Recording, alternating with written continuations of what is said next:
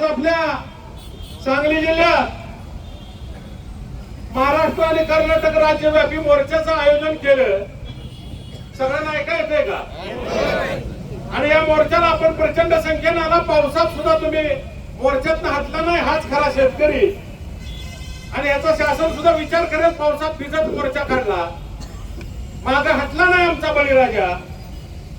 आपल्याला सगळ्यात मोठं द्राक्ष शेतीवर संकट यायला लागले.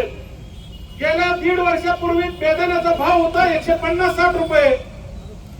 ज्या वेळेला बेदाणा इथं बाहेरच्या देशातनं कर बुडवून अफगाणिस्तानचा येतो, त्याला आयात कर नाही, त्यामुळे आपल्या बेदाण्याचा भाव गेली 10-12 वर्ष वाढला नाही. म्हणून हा बेदाण्याचा भाव गेल्या 1.5 वर्षापूर्वीचा 150 होता, तो आज ऍव्हरेज माल 300 रुपयाला झाला.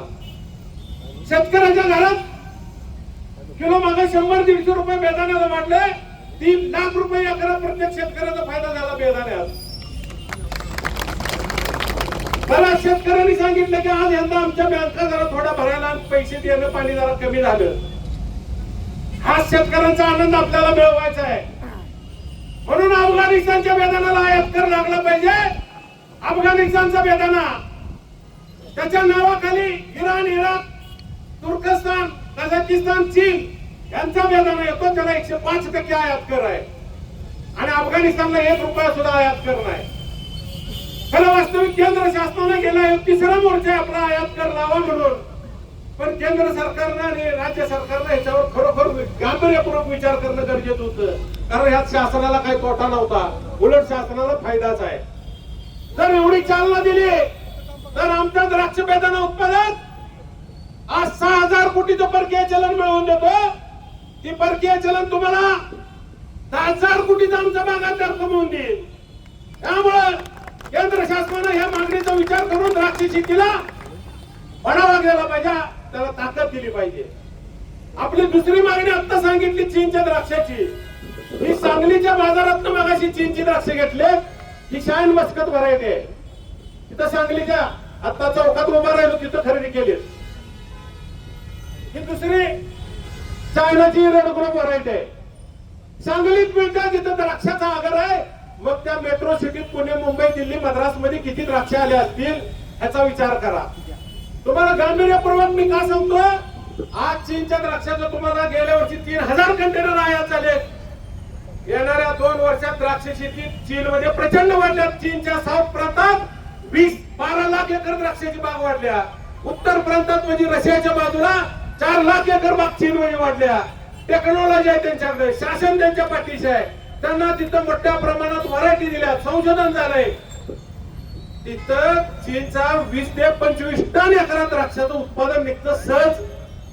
आणि येणाऱ्या 2 वर्षात भारताची द्राक्ष शेती अडचणीत येणार आहे.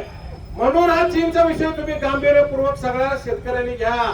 हा विषय जर तुम्ही नाही घेतला, येणाऱ्या 5 वर्षात आमच्या नाशिकचे बाळासाहेब गडात रात्री आम्ही बोलत बसल्यावर काय म्हणले, ही जर चीनच्या द्राक्षाला 100% आयात कर लागला पाहिजे आणि तो पण 125 रुपये किलो बेस रेट धरून आयात कर लागला पाहिजे. जर नाही लागला तर 5 वर्षात भारतातली द्राक्ष शेती राहत नाही. तुम्हाला आज याचं गांभीर्य वाटणार नाही. आम्ही जरा बाहेर जग फिरत असतो म्हणून आम्ही याचा उठाव पहिला केलाय. आपल्या लोकांना सवय आहे घर जळल्यावर पाणी बारडी घेऊन जायचं. त्याच्या आधी आपण बारडी हातात घेऊया, पेटवणाऱ्याला बाजूला करूया. म्हणून केंद्र शासनानं 30% आयात कर जो लावलाय चीनच्या द्राक्षाला तो 100% लावला पाहिजे. कारण चीनने आपल्या द्राक्षाला 100% आयात कर लावलाय. त्या चीनच्या द्राक्षाच्या कंटेनर मधनं बेदाणा निम्मा अंतिम पुढे घालून आणि मागे द्राक्ष असते असं आम्हाला ऐकीव आहे. कारण 105% चीनच्या बेदाण्याला आयात कर आहे. नेपाळ मार्गे चीनची द्राक्ष आणि बेदाणा चोरीच्या मार्गाने येतो. त्याच्यावर सुद्धा शासनाने निर्बंध केंद्र शासनाने घातला पाहिजे तर आपली द्राक्ष शेती सुरक्षित राहील. आपण पुन्हा तिसरी मागणी काय केल्या, मगाशी सांगितलं ट्रॅक्टरला अनुदान आणि इलेक्ट्रिक ट्रॅक्टर गाड्याला तुम्ही अनुदान दे. गाड्या पळायला लागल्या. शेतकऱ्याला आज 1 एकरला स्प्रे मारायचा झाला, द्राक्ष असो, डाळिंब असो, केळी असो, फुलवाला असो, 25,000 रुपये खर्च येतो डिझेलचा वर्षाकाठी सरासरी. त्याला इलेक्ट्रिक ट्रॅक्टर जर मिळाला तर ती 25,000 रुपये उत्पादन खर्च वाचेल. त्याला 50% अनुदान दिलं पाहिजे केंद्र शासन राज्य शासनाने मिळून, ही आमची विनंती आहे. त्यासाठी इथं केंद्र शासनाने राज्य शासनाने इलेक्ट्रिक